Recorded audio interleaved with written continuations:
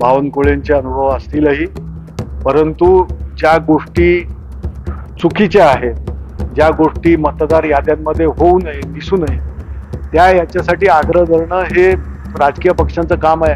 निपक्षपातीपणे त्या संस्थेनं काम करावं आणि निकोप अशी निवडणूक व्हावी. महाराष्ट्रामध्ये होऊ घातलेल्या सर्व स्थानिक स्वराज्य संस्थांच्या निवडणुका, त्यांच्याबद्दल आता नगर परिषदा, नगरपालिका यांची प्रक्रिया सुरू झाली आहे. जिल्हा परिषदा असतील, पंचायत समित्या असतील आणि त्यानंतर महानगरपालिका. या दरम्यान या निवडणुकांचा जो एक महत्त्वाचा घटक आहे, मतदार याद्या, त्या मतदार याद्यांमध्ये ज्या काही चुका आहेत या वेळोवेळी आम्ही मुख्य निवडणूक अधिकाऱ्यांना महाराष्ट्राच्या दाखवण्याचं कारण एवढंच होतं की हे केंद्रीय निवडणूक आयोगाचे इथे असलेले प्रतिनिधी आहेत राज्यातले, आणि त्यांच्याबरोबर आणि राज्य निवडणूक आयोगांच्या आयुक्तांबरोबर सर्वपक्षीय बैठक नेत्यांची आमची जी झाली होती, त्यामध्ये या सगळ्या गोष्टी दाखवल्या. यांनी सुद्धा त्या प्रकारचं पत्र केंद्रीय निवडणूक आयोगाला पाठवलं. केंद्रीय निवडणूक आयोगाजवळ, कारण राज्य निवडणूक आयोगाचं म्हणणं बरोबर होतं की ज्या याद्या त्यांना देण्यात आलेल्या त्या केंद्रीय निवडणूक आयोगाकडनं दिलेल्या, तर त्याबद्दल आम्ही इथं झाल्यानंतर आपण पाहिला केवढा मोठा मोर्चा, ज्यामध्ये फक्त राजकीय पक्ष आणि त्यांचे कार्यकर्ते प्रतिनिधी नव्हते, तर सर्वसामान्य जनता सुद्धा त्यामध्ये, मतदार सुद्धा सामील होती. याचं कारण की मतदारांनाही कळून चुकलंय, त्यांनाही माहिती आहे की बाबा मतदार यादींमधल्या चुका या कशा रीतीने आपला मतदानाचा हक्क हिरावून घेऊ शकतात. आणि तो मोर्चा एवढा प्रचंड प्रमाणात यशस्वी झाला.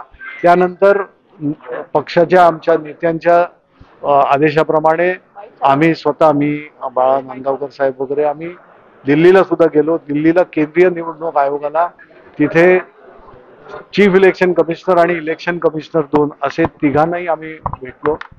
त्यांनाही आम्ही निवेदन दिलं आणि तिकडनं सुद्धा आम्ही ती अपेक्षा केली की तुम्ही या याद्या, ज्या महाराष्ट्रामध्ये ज्या याद्यांवर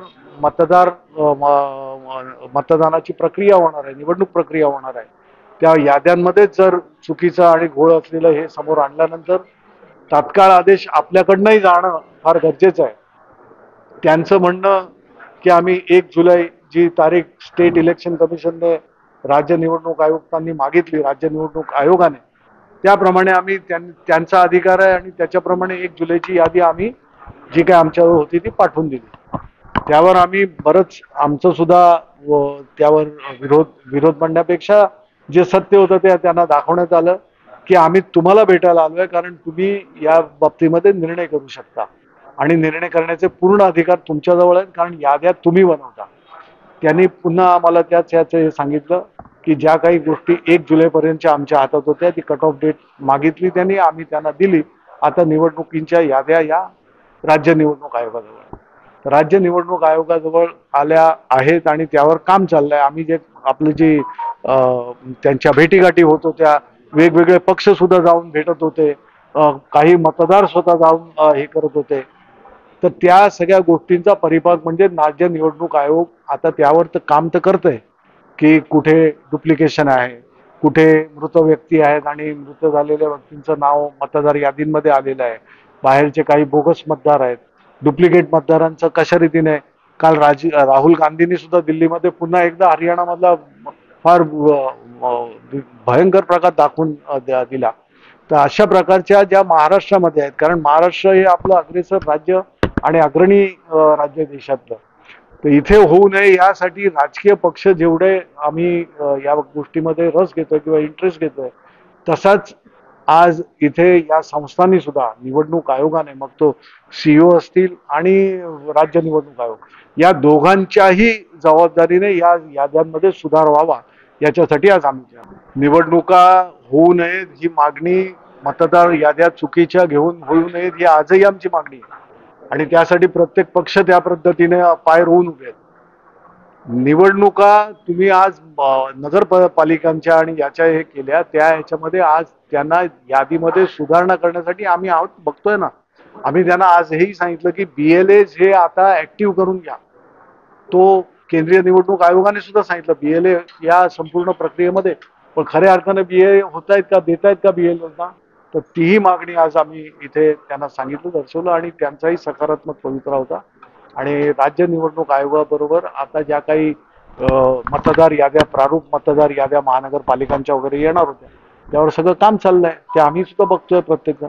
बघा, हा जो इन्फ्लुअन्स किंवा अशा प्रकारचं जे काही ही आहे संदिग्धता म्हणण्यापेक्षा एक जो संशय आणि तो बळावण्याचं कारण एवढंच की या संस्था स्वायत्त आहेत, यांचे अधिकार यांना आहेत, कॉन्स्टिट्युशनल अथॉरिटीज आहेत.